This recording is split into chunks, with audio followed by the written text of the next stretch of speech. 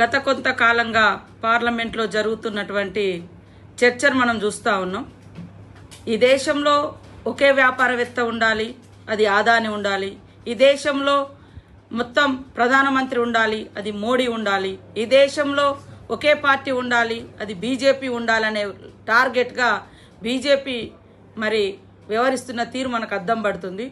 మా పార్టీ తరఫున LOP leader Rahul Gandhi గారు ప్రతినిత్యం ప్రజల కోసం, అట్టడుగు వర్గాల సంక్షేమం కోసం, ఈ దేశ భవిష్యత్తు, ఈ దేశ హక్కులు, ఈ దేశ అస్తిత్వం, దేశ ప్రతి ఒక్క పౌరుని యొక్క మరి డెమోక్రసీ ఇవన్నీ కూడా రాజ్యాంగంలో ఉన్నాయి. ఇది కాపాడుకోవాలి అని అంబేద్కర్ గారిని పదే పదే గుర్తు చేస్తూ అంబేద్కర్ రచించిన రాజ్యాంగం దాన్ని పార్లమెంట్లో ప్రవేశపెట్టి ఆనాడు నెహ్రూ గారు చట్టబద్ధత కల్పించి ఈ భారతదేశాన్ని ప్రపంచంలోనే అత్యున్నతమైనటువంటి డెమోక్రటిక్ స్టేట్గా, అదేవిధంగా బ్యూటీ ఆఫ్ గ్రేట్ కాన్స్టిట్యూషన్ ఉన్నటువంటి దేశంగా ఇవాళ ఉనికిలోకి తీసుకొస్తే సహించలేక మనుధర్మ శాస్త్రాన్ని పాటించే బీజేపీ పార్టీ ఇవాళ మనుధర్మ శాస్త్రం అంటే మరి అట్టడుగు వర్గాలకు చదువు దూరం చేయబడ్డది, అంటరానితనం తీసుకురాబడ్డది, మహిళలను అణచివేసినటువంటి సంస్కృతి, వర్ణ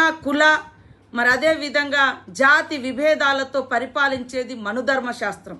సమానత్వం, ఆడ మగ సమానులే, బీద బిక్కి అందరు సమానులే, అసమానతకు గురవుతున్నటువంటి అట్టడుగు వర్గాలకు, కులాలకు మరి అత్యధిక ప్రాధాన్యతనిచ్చి ఈ సమాజంలో అంతరాలు లేనటువంటి మరి ప్రోగ్రెస్ని తీసుకురావడం కోసం భారత రాజ్యాంగాన్ని రచించినటువంటి మహనీయుణ్ణి తలుస్తే ఇవాళ అమిత్ షా గారి యొక్క అహంకారము మరి పడగ విప్పి బుసగొట్టింది. దాని ఫలితమే మీరు అంబేద్కర్ అంటే మరి ఏం సాధించలేరు, కానీ దేవుని పేరు తెలిస్తే మీరు స్వర్గానికి పోతారంటారు. అది కూడా మీరు చెప్పే దేవుణ్ణే తలవాలి, మాకంటూ వేరే దేవుళ్ళు లేవు. ఈరోజు ఈ 75 సంవత్సరాల కాలంలో మాకంటూ ఉన్నటువంటి దేవుళ్ళు